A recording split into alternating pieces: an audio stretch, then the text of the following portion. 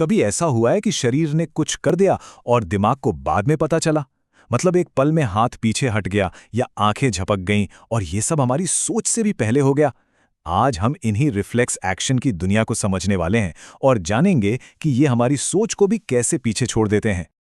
हम सब ने अपनी जिंदगी में कभी ना कभी ऐसा महसूस किया है कि कोई काम हो गया और बाद में हम सोचते हैं, अरे ये मैंने कब किया, मैंने तो इसके बारे में सोचा भी नहीं था। जैसे गर्म तवे पर हाथ लगते ही उसका झटके से पीछे हट जाना, या फिर किसी पसंदीदा खाने को देखकर ही मुंह में पानी आ जाना। इन चीजों पर हमारा कोई सीधा कंट्रोल नहीं लगता है ना, ये बस हो जाती हैं। तो यहाँ एक बहुत बड़ा सवाल खड़ा होता है, अगर हमारा दिमाग इन कामों को करने का फैसला नहीं ले रहा, तो फिर कौन ले रहा है? ये जो ऑटोमेटिक एक्शन होते हैं, इनमें इतना परफेक्शन और कंट्रोल आता कहाँ से है? इस पहेली को सुलझाने के लिए हमें पहले ये समझना होगा कि रिफ्लेक्स एक्शन की जरूरत ही क्यों पड़ी। और वजह है हमारा सोचने वाला दिमाग, जो जिंदा रहने के लिए कभी-कभी बहुत ही ज्यादा धीमा साबित हो सकता है। चलिए एक सिचुएशन कल्पना करते हैं। किसी का हाथ गलती से आग की लपट को छू जाता है, तो वो इंसान आराम से ये क्यों नहीं सोचता कि ये गर्म है, मुझे अपना हाथ हटा लेना चाहिए। सोचने में दिक्कत क्या है? देखिए, बात यह है कि सोचना एक बहुत लंबा और कॉम्प्लेक्स प्रोसेस है। इसमें नसों का एक पूरा जाल शामिल होता है। सिग्नल पहले शरीर से दिमाग तक सफर करता है, फिर दिमाग उसे समझता है और फिर वो मांसपेशियों को काम करने का ऑर्डर भेजता है। ये काफी लंबा रास्ता है। और यही है असली प्रॉब्लम। खतरनाक सिचुएशन में सोचने की इस प्रक्रिया में लगने वाले कीमती मिलीसेकंड्स बहुत भारी पड़ सकते हैं। मतलब जब तक दिमाग सोचेगा तब तक तो गंभीर चोट लग सकती है। तो हमारे पास दो रास्ते हैं। एक है सोचने वाला कॉन्शियस रास्ता, जो काफी घुमावदार और धीमा है। लेकिन एक दूसरा रास्ता भी है, एक सुपर फास्ट रास्ता जो बिजली की तरह तेज है। तो आखिर ये तेज रास्ता काम कैसे करता है, आइए जानते हैं।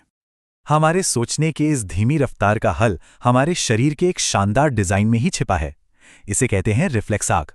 यह हमारे नर्वस सिस्टम का अपना एक जीनियस शॉर्टकट है। तो ये रिफ्लेक्स आर्क आखिर है क्या?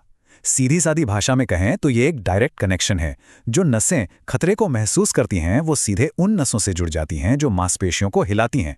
ये दिमाग की सोचने समझने वाली पूरी प्रक्रिया को ही बाईपास कर देता है। तो ये शॉर्टकट मौजूद कहाँ है? ये है हमारी रीढ़ की हड्डी, यानी स्पाइनल कॉर्ड में।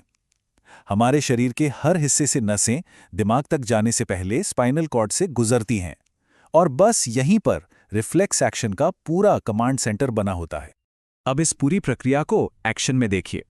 जैसे ही त्वचा को गर्मी महसूस होती है, सिग्नल बिजली की तेजी से स्पाइनल कॉर्ड तक जाता है। वहां ये दिमाग तक जाने का इंतजार नहीं करता, बल्कि तुरंत उस नस को भेज दिया जाता है जो हाथ की मांसपेशियों को कंट्रोल करती है। नतीजा, मांसपेशी सिकुड़ती है और हाथ पीछे हट जाता है, वो भी पलक झपकने से पहले। लेकिन एक मिनट, क्या इसका मतलब यह है कि दिमाग को कुछ पता ही नहीं चलता? नहीं, पता चलता है। स्पाइनल कॉर्ड से एक सिग्नल दिमाग को भी भेजा जाता है, और यही वजह है कि हाथ तो पहले हट जाता है, लेकिन दर्द का एहसास उसके कुछ पल बाद होता है। एक्शन पहले, एहसास बाद में। तो ये सिस्टम सिर्फ एक चालाक शॉर्टकट नहीं है, ये तो एक प्राचीन सुपर पावर है जो हमें लाखों सालों के विकास से मिली है। चलिए समझते हैं कि ये हमारे जिंदा रहने के लिए इतनी जरूरी क्यों है।